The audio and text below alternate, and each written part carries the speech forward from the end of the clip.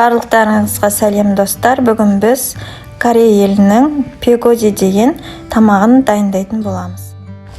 Алдымен ыдысымызға жылы сүтімізді құйып аламыз.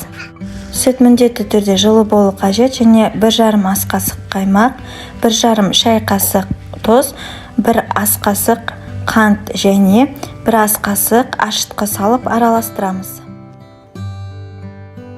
Електен өткізілген ұнды салып, жұмсақ қамыр илейміз.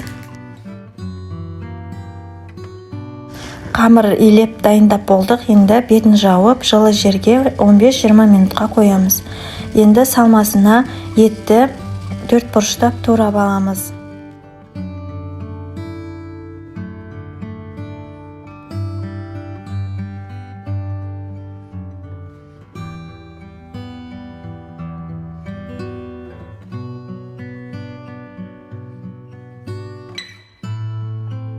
Табамызға майды құйып қыздырып аламыз.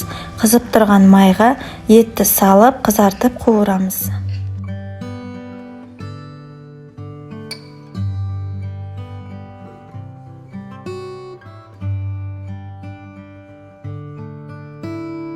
Ет қызарып қуырылғанша пиязды тураймыз.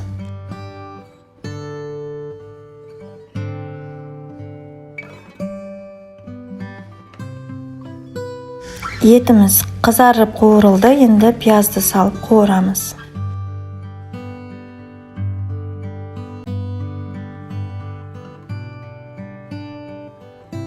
Енді 40 қабатты тураймыз. Онда мен ұзынша етіп тураймын. 4 бұрыш етіп турасаңыздар да болады. Пияз бен ет қуырылып болды. Енді 40 қабатпен тұзды салып араластырып аламыз.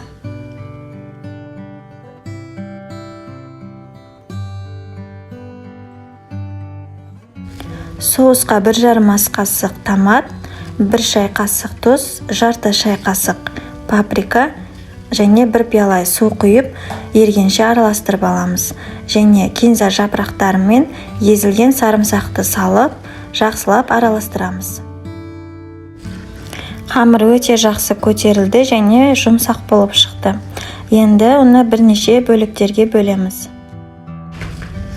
Дөңгелектеп жайып, ортасына салмасын салып, екі жағын жақсылап жабыстыру қажет, піскен кезде ашылып кетпейтіндей.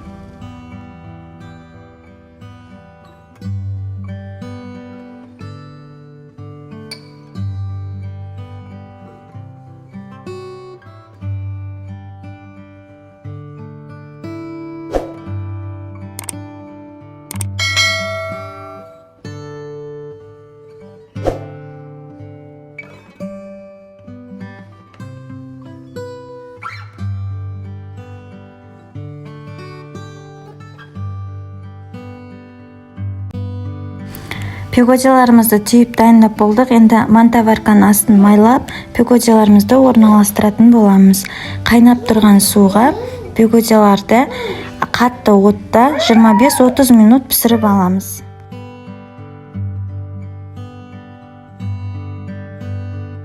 Біздің пегодиларымыз жұмсақ әдемі болып пісіп шықты. Енді пышақтың көмегімен ортасынан кесіп, соусымызды құямыз. Соустың орнына кетчуп қолдансаңыздар да болады.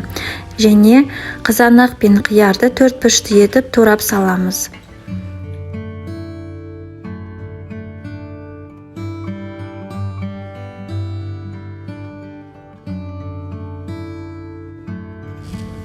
Және сәбіз салатты саламыз.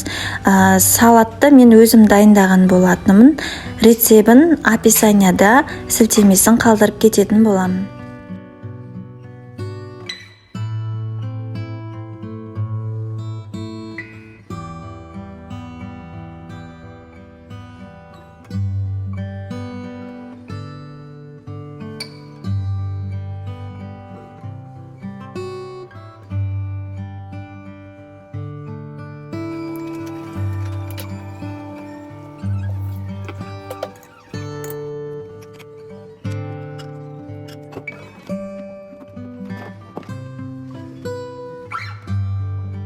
Біздің пегодиларымыз дайын болды. Егер рецепт ұнаса, лайк басып, тіркеліп кетіңіздер. Назарларыңызға рахмет.